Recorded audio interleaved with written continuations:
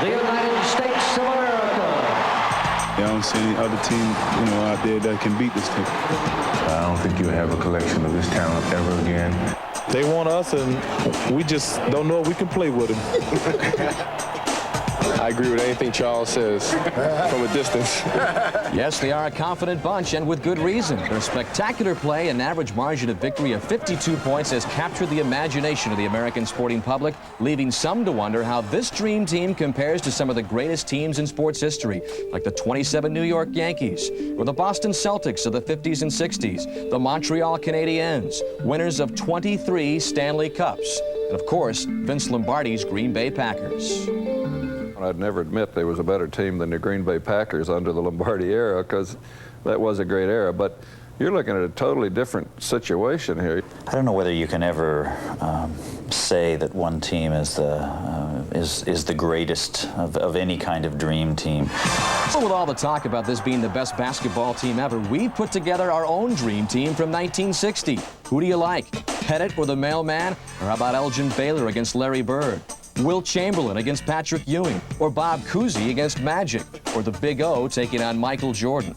And what about the bench?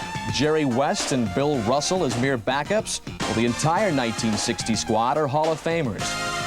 The coaches would be Red Auerbach against Chuck Daly. So in a dream game, which dream team would win gold? It's a game that I would pay to see because I think it would be that competitive. You're talking about some of the greatest players in the history of the game, and I think it'd be very, very competitive. I'm not sure what the outcome would be. I know they would certainly have an advantage in coaching with Red. If you're going to play over an NBA schedule, sure, the team today would prevail. But if you're going to play one game and you got Russell, Cousy, Oscar, Baylor, and that kind of, hey, they could beat anybody. I think we'd beat them. A lot of those players from the past that you mentioned, they could play successfully against these people. There's no question. Not in a million years. Those guys are extremely talented. Of course, they're going to get hot at me for saying that, but I do believe that the guys we have now, I think with the technology is a little bit more advanced. The game is played at a little higher level, but those guys all were tremendous players. I'm sure they're going to say they beat us. Just a matter of opinion, guys. The 1992 Dream Team is the prohibitive favorite to win the gold in Barcelona, but it's not a foregone conclusion among veterans of championship competition. If they happen to get beat, it will obviously be the greatest defeat or upset in the history of sports. And the fact is, they haven't won anything yet. I believe there will be immense pressure. I remember reading last year during the Ryder Cup matches of how our golfers, finest golfers in the United States, said that the pressure was enormous.